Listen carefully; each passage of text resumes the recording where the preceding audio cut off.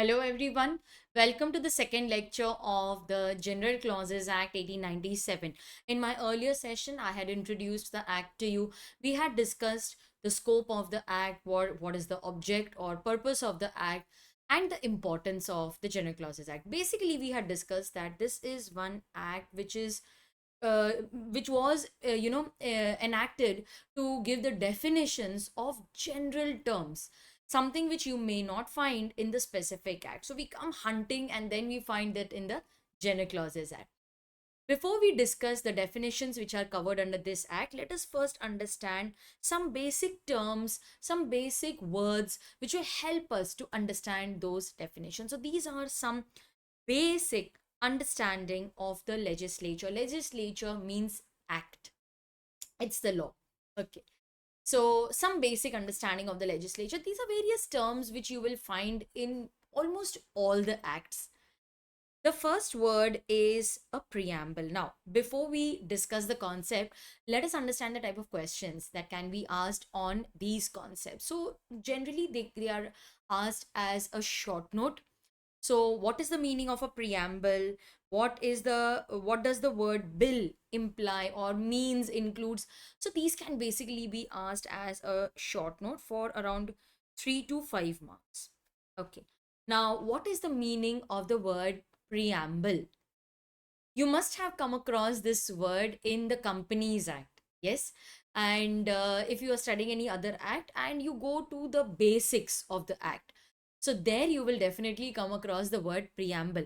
Now, before I discuss what is a preamble, what is the meaning, the definition of a preamble, let us take a very practical example and try to understand how this preamble is used for understanding the act. Now, this is the Companies Act, okay? And this is the Bear Act, which I have. It's a screenshot from mca.gov.in.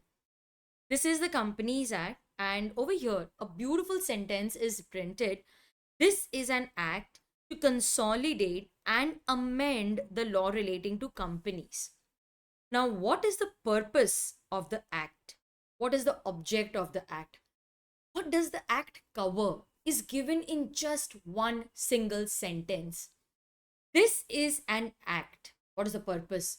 To consolidate and amend. Amend means to make changes. Law relating to companies. So the scope of the act is companies. It means that this act applies to companies only. There was a friend of mine who was doing business in a proprietary firm. And he came to me and asked that, will this act apply to my kind of business? Nothing was clearly mentioned in the act. So I went to the basics. I went to the first sentence of the act, and it clearly says that this is an act to consolidate, that is to bring together and to amend the law relating to companies. So this is an act which applies to companies only. That is the scope of the act. So I quickly answered him that no, the Companies Act does not apply to your kind of business. So whenever you have any confusion, does this act apply to my business? Is this provision applicable to my business? Am I covered by this transaction? Whenever you have any kind of confusion, if you feel that the words which are the sentences which are used, the concepts which are explained in the act, they are confusing, they are ambiguous, take the help of the very basis, the scope, the object of the act, and that is nothing but a preamble. So this is the preamble of the act. What exactly is the meaning of the word preamble? Preamble is a brief summary of the act, and see, they have just explained in one single sentence the scope, object, and purpose of the act. SOP. This is how you will remember. What is preamble? Preamble is SOP, scope, object, purpose of the act. Scope means what does the act cover? Now, the Companies Act 2013 applies to companies. So, this is the scope of the act. Okay, it applies to Companies Act 2013. Sorry, this applies to companies. So, companies is the scope of the act. This act applies to only and only companies. That is the scope of the act. What is the purpose of the act? This act was enacted to consolidate and amend the law relating to companies. So this is the object or the purpose of the act. Why was the act introduced? To consolidate and amend the law relating to companies. So this is the object, the purpose of the act, and the scope. It means it applies to companies only. The preamble is a brief summary of the act. It expresses the scope, object, and purpose of the act. See, because I have made handwritten notes, I have written it in simple, easy to learn sentences and given it in point format, it will now be very easy for you to understand and also remember. See, the main problem which students face in the General Clauses Act and also interpretation of statutes is that they understand the concept, but they're not able to memorize the concept. Students, writing it will help you to memorize the concept. So please, please, please write. Don't avoid this. There's a purpose behind my method. I want you to write each and every sentence that you can see in my notes, because writing is a direct connection. You will be able to remember this concept for example. So what is a preamble? It is a brief summary of the act. It expresses the scope, the object, and the purpose of the act. Let us take one more example. Okay, the Negotiable Instruments Act. Now, this is an act to define and amend the law relating to promissory note, bill of exchange, and check. Okay, so what is the scope of the act? SOP. What is the scope of that? What does this act cover? To which instruments does it apply? It applies to promissory note, bills of exchange, and checks. So, the Negotiable Instruments Act covers only three kinds of negotiable instruments. It applies to only promissory note, bill of exchange, and check. But ma'am, there are many other negotiable instruments also, like a government promissory note, a delivery order, railway receipt. They are not covered by the Negotiable Instruments Act because the scope is very clearly given in the preamble. Then what about those acts? What about those instruments? If the act is not covering those instruments, then what applies? The local trade customs, the usages, these are unwritten rules. Okay, so the local trade customs applies to other kinds of negotiable instruments. So you have a promissory note, bill of exchange, and check. Only these three negotiable instruments are covered by the Negotiable Instruments Act. For the other negotiable instruments, local trade customs, usages, unwritten rules are followed. Now we had discussed this in Partnership Act, but just to give you a recap, uh usages, okay, usages, these are unwritten rules. Usages are also known as trade customs. Okay, these are unwritten rules. They are traditions which are followed since many years in my line of business. Now see, generally partners are not entitled to interest on capital. They are not entitled to salary, remuneration, commission. But if there is a trade custom, or if it is mentioned in the deed, they will get it. So if there is a trade custom, these are unwritten rules. They have been followed in the line of business since many years. So if there is a trade custom, then yes, definitely they are entitled to it. So the other negotiable instruments, okay, other negotiable instruments are covered by local trade customs usages. The act covers only these three. So the scope of the act is promissory note, bills of exchange, and check. What is the purpose of the act? It is to define these instruments and to amend the law relating to these instruments. So we are now defining these instruments and we are also amending the laws relating to these three instruments only. So the preamble, it was necessary. Expedient means it was required. It was absolutely necessary to define and amend the law relating to promissory note, bills of exchange, and check. It is hereby enacted as follows. So this is the preamble of the Negotiable Instruments Act. This is the very purpose of introducing the act. So preamble, again, let us revise, is a brief summary of the act. The more we repeat, the better we will be able to memorize. It is a brief summary of the act. This defines the scope, object, and purpose of the act. SOP. It is the main source of understanding of the lawmaker. See, what was the intention of the lawmaker? Did he want to cover all the possible kinds of negotiable instruments? No. He wanted the act to cover only promissory note, bills of exchange, and check. Did the Companies Act, the lawmaker, the person who drafted the Companies Act, did he want to include other kinds of businesses like sole proprietary, partnership, HUF. No. He wanted only and only companies to be covered under this act. So the lawmaker, okay, expresses his intention through the preamble. We are able to understand his intention through the preamble. But ma'am, if we have any confusion, should we directly jump to the preamble? No. First, try to find the answer in the section, in the provision itself. If the provision is confusing, then you will refer the preamble.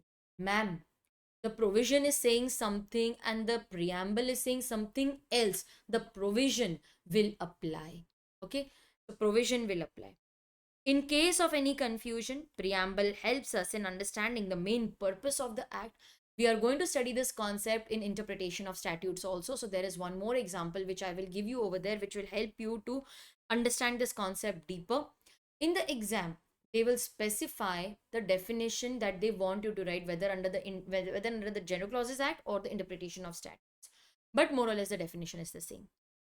So if you have any confusion, then you refer the preamble. It will help you to understand the purpose of the act.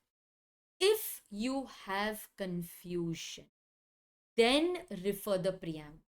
It means that prima facie, we will try and find the answer from the provision itself.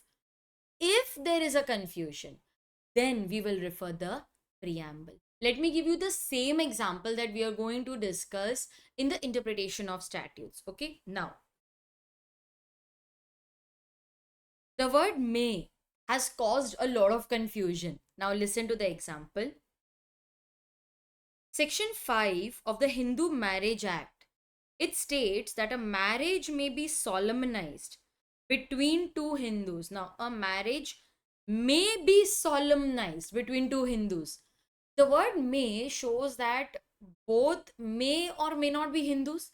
It may be solemnized between two Hindus. Now, the question arises, can the marriage between a Christian male and a Hindu female be solemnized under the Hindu Marriage Act? Christian male and Hindu female, because the word used is may. Now, there is a confusion in the section 5. Refer the preamble. There is a confusion in the provision. You are not able to understand from the section. Refer the preamble. The preamble clearly states that Hindu Marriage Act is an act to amend and codify the law relating to marriage among Hindus. It means that both the parties must be Hindus. So whenever there is confusion in any of the provisions, refer the preamble. But if the provisions are clear enough, then no need to refer the preamble. If the provision and preamble are saying two different things, the provision will apply. So over here, in case of confusion, preamble will help us to understand the purpose of the act. It is used only when the language of the statute is not clear. If the language of the statute is clear, if the law is clear, then you need not refer the preamble. It cannot override the statute. It means that if the statute or the law or the provision is saying something, preamble is saying something else, the provision will prevail. When will the courts refer to the preamble? When the words of the enactment are ambiguous. What is the meaning of ambiguous? Ambiguous means confusing or unclear.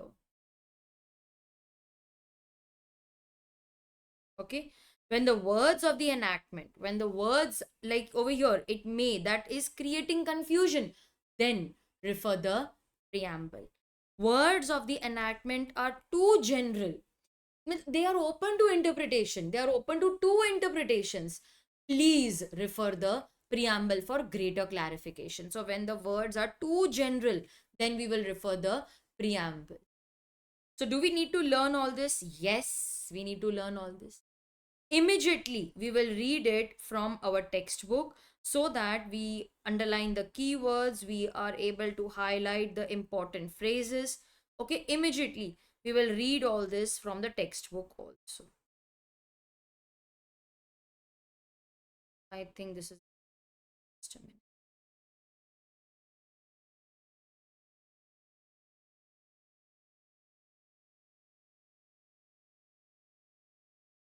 Yes. What is a preamble? Preamble, it means every act has a preamble which establishes, expresses the scope, object, and purpose of the act. SOP, scope, object, purpose.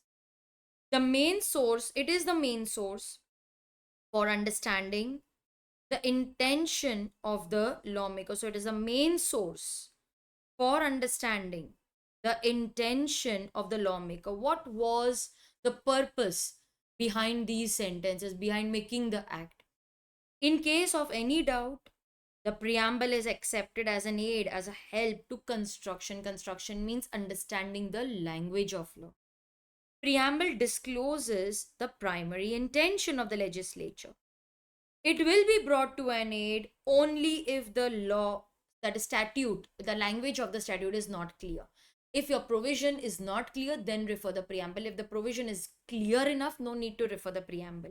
It cannot override the provisions of the enactment. If there is a conflict between the preamble and the provision shall prevail, the section shall prevail. When will the courts use the preamble as an aid to construction? When there is ambiguity in the words of the enactment. Okay, so when the words are confusing, when the words are unclear, only then we will refer the preamble. When the words of the enactment appear to be too general in the scope. Okay, so when the words are very general, then we will refer the preamble. Both the examples have been discussed. Next, let us proceed. Is a bill. See, whenever the act comes into force, before that, there is a lot of groundwork. A draft is prepared, and that draft is known as a bill. Ma'am, will all this be asked in the exam? No, no, no. It's not going to be asked in the exam. This is just for your understanding. Now, the lawmaker will prepare a draft and then he will submit it to both the houses of parliament. Both the houses of parliament will give their consent. It will then be sent to the president. After the president gives his consent, it will become an act. So, what is a bill? A bill is just a draft of the legislative proposal. So, the act in its draft stage is known as the bill. When it is passed by both houses of parliament and it is assented means consented. So, what are the three steps? The three steps are that you first have to prepare the draft, then get it approved by both the houses of parliament. After that, obtain the assent, the consent of the president. After all this, only then you can say that the act is now enforced. A bill basically passes through many stages before it becomes an act. So this is just for our understanding that it will be introduced either in the Lok Sabha or Rajya Sabha. Actually, there are two types of bills. We have the finance bill and the money bill. Okay. So we have the finance bill and the money bill. The money bill will have to be compulsorily presented in the Lok Sabha. Other bills can be presented either in the Lok Sabha or Rajya Sabha. Now this is just extra. It will not be asked in the exam, just extra. The purpose of the bill is to outline the specific laws and the changes made to the laws. Why are we preparing the bill? See, you may introduce an act. Okay, you may introduce an act because you feel that there is nothing explaining the rules, the provisions. So let's say, for example, that we felt the need for limited liability partnership. Okay, we want to introduce a different kind of partnership. So for that, we need an act. Okay, so we want to outline, specific laws. Now, there may be laws for these online gaming apps. Okay, so we are trying to outline the rules for these gaming apps. So that is what we want to introduce. Or it can also bring about changes in the existing act, like say for example changes in the Companies Act. See, for making amendment also you need to pass an amendment act. So the Companies Amendment Act 2015, the Companies Amendment Act 2017. So for making amendments also you need to pass an act. Okay, so you will either introduce the law relating to a particular thing or you will make changes in an existing law. For that you need to pass a bill which will finally be assented by the president and it will become an act. What is the purpose of the bill? Bills are introduced into the legislative body like the parliament to be debated, discussed, and voted upon by the lawmaker. Do you really think that once the bill is presented in the Lok Sabha, it will be approved? No, there is a lot of debate, there are discussions, the members have to agree to it. Then it from the Lok Sabha, it will go to the Rajya Sabha, it will follow the same procedure. And then once both the houses of parliament have passed the bill, then it will become an act. So what is the procedure? If you want, you can just pause the video and write this. This is for your knowledge. Okay, now what happens is the bill is presented either in the Rajya Sabha or the Lok Sabha. I'm assuming that the bill is presented in the Lok Sabha, like money bills will be presented in the Lok Sabha. So I'm assuming that we are presenting the bill in the Lok Sabha. Once the bill is presented, a notification will be given in the official gazette that listen, there is a bill which is presented. Then it will be sent to the standing committee. The standing committee will see whether it is worthy of discussion. Then there will be debate, there will be discussion. It will be approved by that particular house, then sent to the other house for their approval, and it will follow the same procedure again. It will go to the standing committee. There will be a discussion, there will be debates. They will approve it, and when both the houses of parliament approve the bill, then it will be sent to the president. Once the president approves it, then it will become an act and it will be notified in the official gazette. So this is the procedure which I have also mentioned over here. So a bill will be introduced either in the either in the Lok Sabha or Rajya Sabha. It will then be published in the official gazette. An announcement will be made that everybody please note that the bill has been presented. A reference will be made to the standing committee. Okay, the standing committee will then examine and prepare a report whether it is worthy of discussion.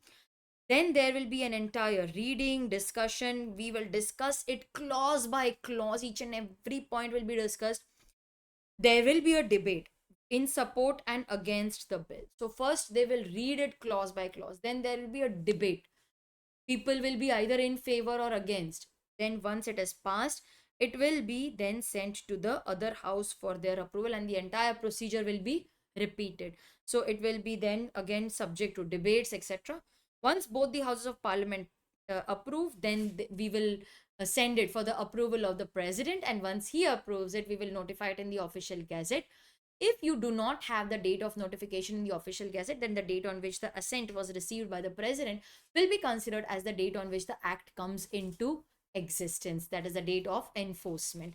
The date receives the assent of the president, that is the day you can say that the act comes into force. So bill is nothing but a draft. It has to be approved by both the houses of parliament and then assented by the president. Only after that it becomes an act. Only after that it becomes an act. What is an act? See, act sometimes also means action, but here we are not referring to that.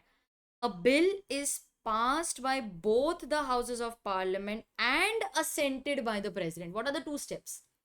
A bill will be passed by both the houses of parliament, and second step it will then be consented by the president. On getting the consent from the president, an act is then notified in the official gazette. Why this procedure? See, both the houses of parliament have approved it. Mr. President or Miss President has also approved it.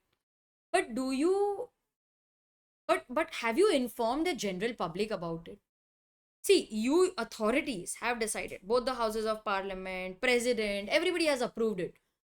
Have you also have you also informed the public about it?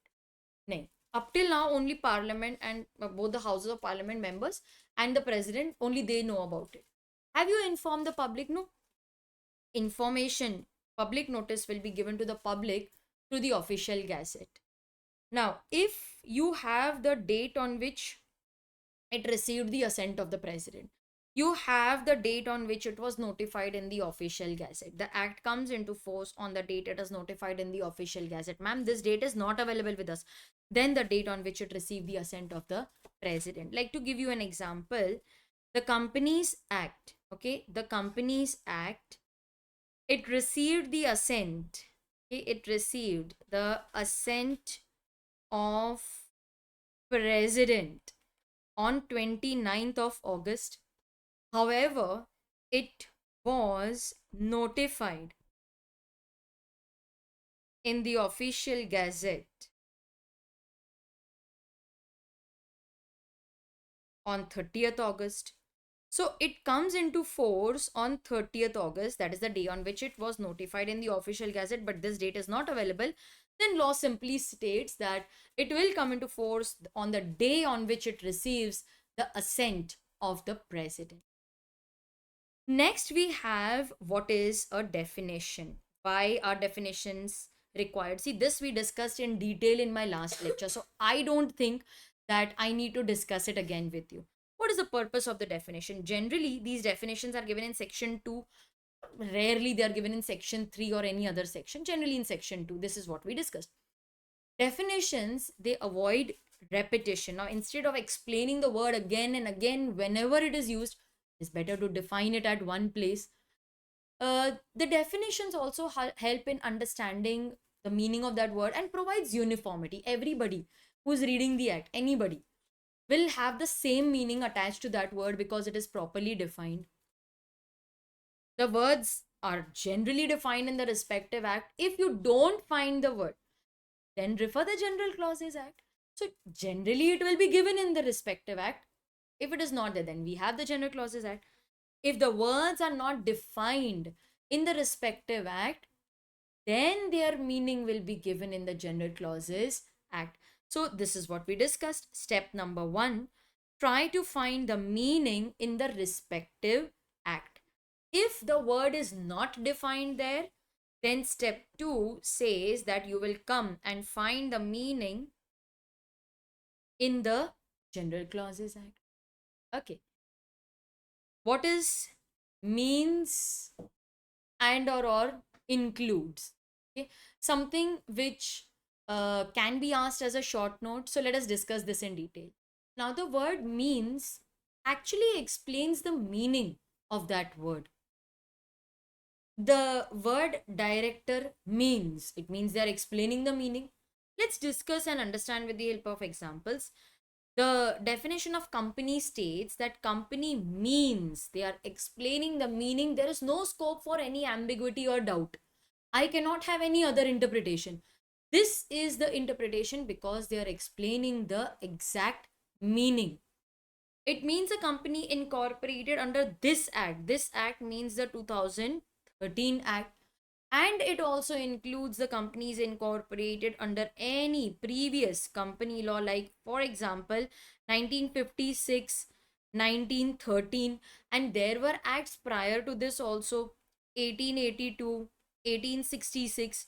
So if you are a company incorporated either under the Companies Act 2013 or any other previous law, Companies Act will apply.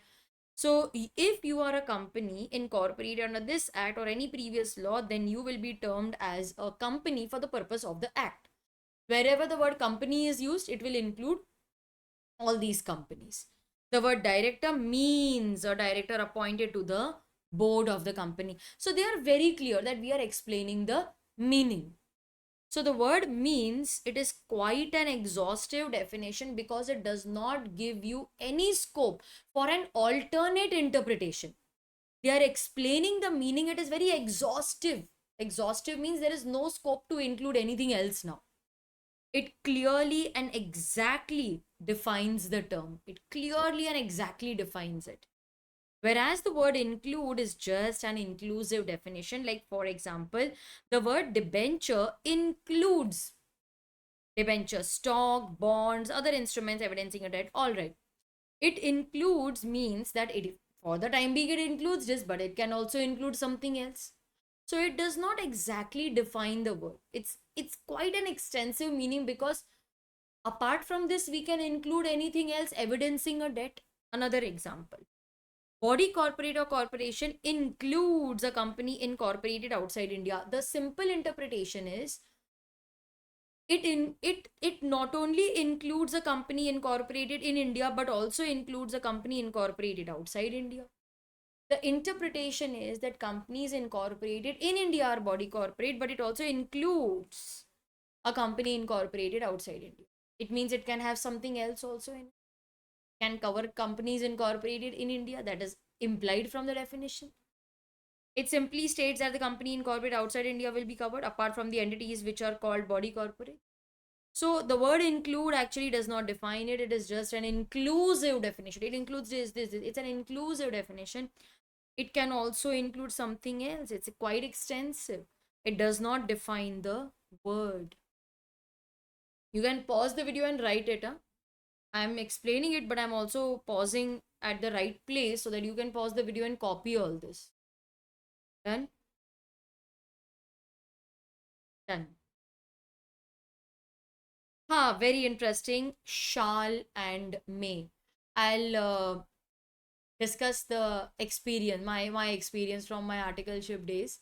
I was given the task of preparing the audit report. Okay, I don't know why, but my seniors always asked me to draft the audit report, then they would make changes.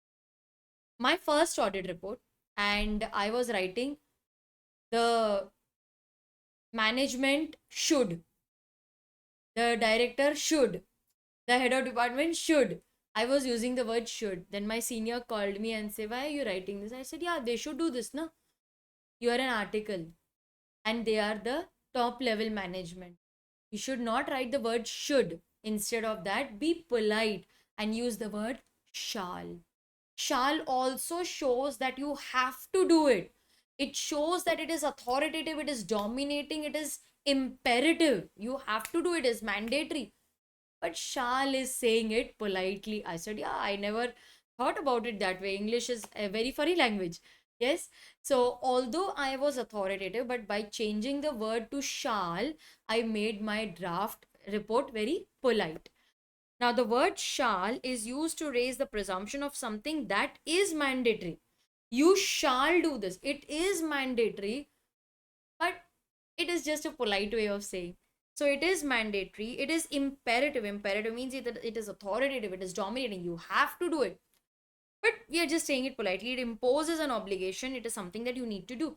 Whereas the word may, you may sign the company may get the document signed by either a director, KMP, or any authorized person. So you are saying that it is not mandatory, but we are only directing it. We are suggesting it. We are making it optional. You decide whether you want to get it signed or not. It's your wish. So this is not mandatory. It is just directing. Directing means it is only suggesting. It is enabling that it is optional. It confers a discretionary power. Discretionary means it's at your discretion. If you want to follow what we are saying or you want to get it done from somewhere else, it's your decision.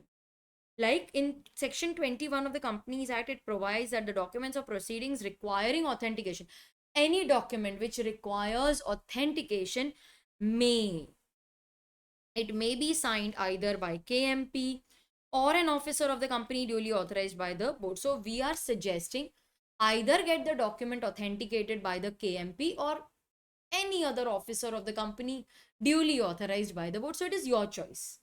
It is optional. It is at your discretion. Okay, we are not making it compulsory. It's your option. It's not compulsory that KMP has to sign. Any other person can also sign. So shall and may, again, we will be discussing this in interpretation of statutes. More or less meaning is going to remain the same. For General Clauses Act, this much is sufficient. Okay, write the example also. Now let us read all this from the textbook. A bill is draft of legislative proposal when passed by both the houses of parliament and assented by the company, then it becomes an act. So this is nothing but a draft. For the time being, it is a draft. Act. So when the draft, that is a bill, is passed by both houses of parliament and it is assented by the president, then that bill becomes an act. On receiving the assent of the president, we have not yet informed the general public. So do that. You have to notify it in the official gazette. Official gazette is a booklet which is published on a weekly basis by the central government. Earlier, it was printed by the Press of India. So earlier, a printed copy would be available every week, but now everything is digitized. You can go to the website of the official gazette and you can download a soft copy. So these are public announcements. Okay? Anything that you want to inform the public will be mentioned in the official gazette. Definition. Every act contains definition of those specific unique words used in that act. They generally in section 2, but sometimes they may be mentioned in section 3 or initial sections only. Hence, the words are defined in the act itself. Specific unique words are defined in the act itself. But sometimes the definition may not be available in that respective act. Then the meaning may be taken from the General Clauses Act.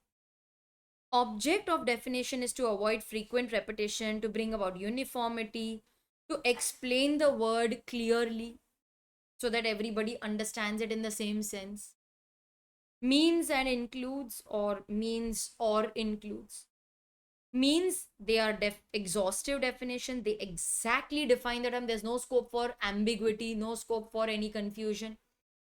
But includes, they do not define, they're only inclusive. It is prima facie extensive. When the meaning is not restricted to a particular word, but it is to provide an extensive meaning, then it also includes something else other than what is given. Director, debenture, same example. Body corporate, same example. Shall and may. The word shall, it is something which is mandatory, imperative. Imperative means you have to do it, but it's just a polite way of saying. The word may, it says that it is not mandatory, it's only directing, enabling. Did you notice I have used the same words? The word shall imposes obligation. The word may is discretionary. Same example of KMP is given. So students, with this we come to an end of a very small portion. I'm going to proceed in small parts so that your interest is maintained. These are some basic understanding. In my next session, I will be covering a very important part, definition. So I'll see you there.